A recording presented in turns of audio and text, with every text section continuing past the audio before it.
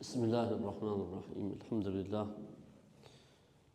Salatu wassalamu ala rasulillahi wa ba'd.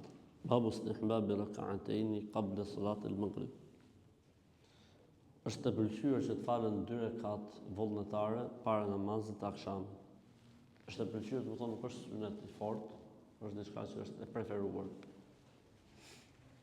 An Anas ibn Malik radhiyallahu ta'ala anhu qala كان المؤذن إذا أذن قام الناس من أصحاب النبي صلى الله عليه وسلم يبتدرون السواري حتى يخرج النبي صلى الله عليه وسلم كذلك يصلون ركعتين قبل المغرب ولم يكن بين الأذان والإقامة شيء.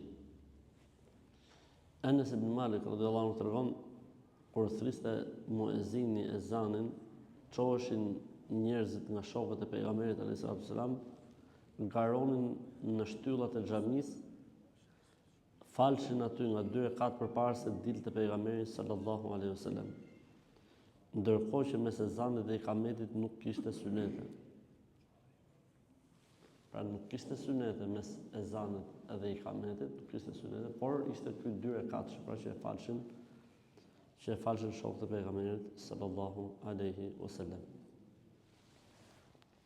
Nga kjo kuptohet që pëlqehet ose preferohet që kur thirret ezani i akşamit mos shkohet direkt në ikamet, po të falet ky 2 rekat. Nuk është farz, nuk është sunet i fortë, po është mirë dhe e pëlqyeshme.